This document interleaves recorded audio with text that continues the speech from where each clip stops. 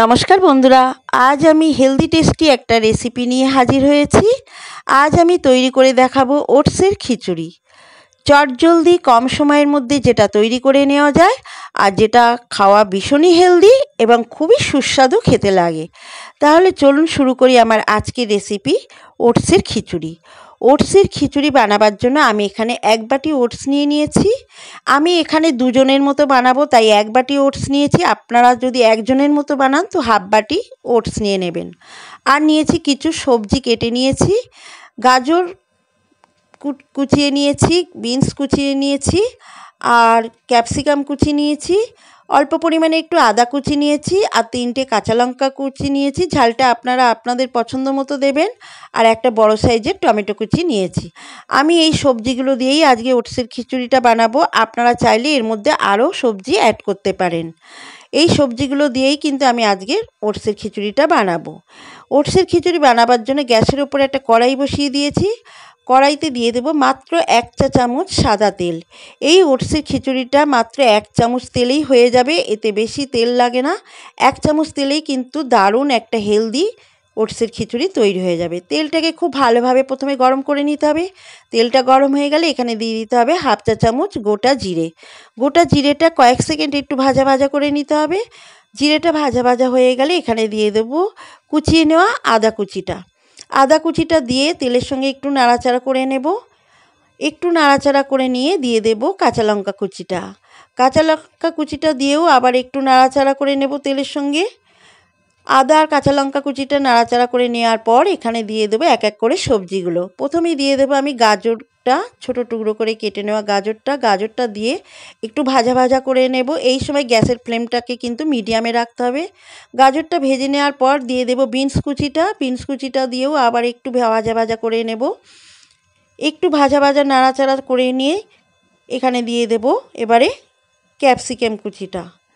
গাজর কুচি আর বিনস কুচিটা হালকা ভাজা হলে দিয়ে দিতে হবে ক্যাপসিকাম কুচিটা দিয়ে সমস্ত সবজি আবার নাড়াচাড়া করে একটু ভাজা ভাজা করে নিতে হবে।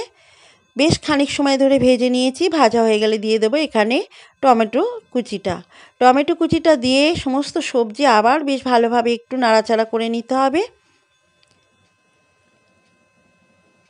সমস্ত সবজিগুলো যখন একটু ভাজা ভাজা হয়ে যাবে তখন এখানে দিয়ে দেবো স্বাদ মতো একটু নুন আর একদম অল্প পরিমাণে একটু হলুদ। নুন আর হলুদটা দিয়ে সবজিগুলোর সঙ্গে বেশ একটু ভালো করে নাড়াচাড়া করে নিয়ে ভেজে নিতে হবে।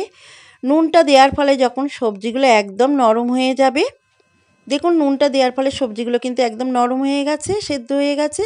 এবার এখানে দিয়ে দিতে হবে ওটসটা। যে বাটিতে আমি ওটসটা রেখেছিলাম 1 বাটি ওটসটা দিয়ে সবজিগুলোর সঙ্গে একটু নাড়াচাড়া করে নেব, নিয়ে একটু ভাজা ভাজা করে নেব, একটু কষিয়ে নেব।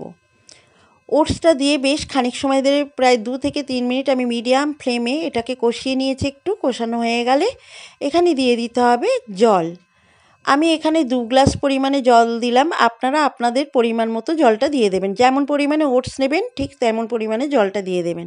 জলটা দিয়ে ঢাকা দিয়ে এটাকে 6 থেকে 7 মিনিট মিডিয়াম ফ্লেমে একটু রান্না করে নেব।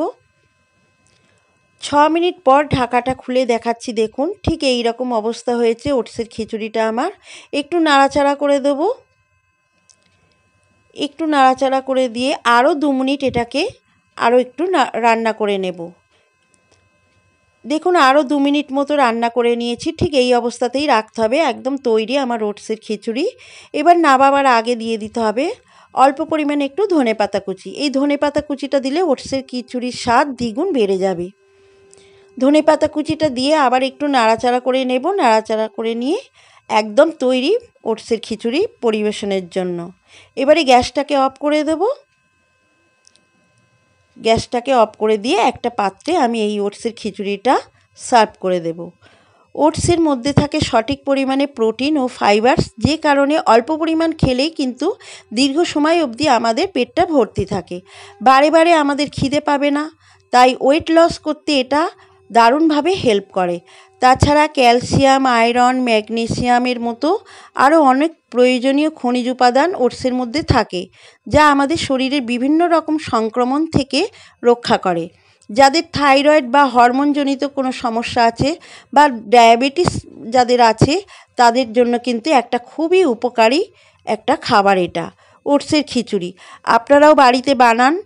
এটা যেমন হেলদি তেমন টেস্টি, আর খেতেও কিন্তু খুব দারুণ লাগে। আর সারা দিন এটা এক বাটি খেলে কিন্তু পেটটা ভর্তি হয়ে যায়, খিদে পাওয়ার যে বারবার খিদে পাওয়ার এটাও থাকে না।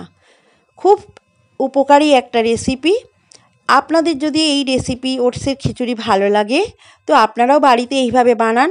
বাড়িতে যদি এইভাবে বানান, খেয়ে কেমন লাগলো কমেন্টসে আমাকে লিখে জানাতে ভুলবেন না। আর ভালো লাগলে একটা লাইক করবেন। আর ভিডিওটি দেখার জন্য অসংখ্য ধন্যবাদ।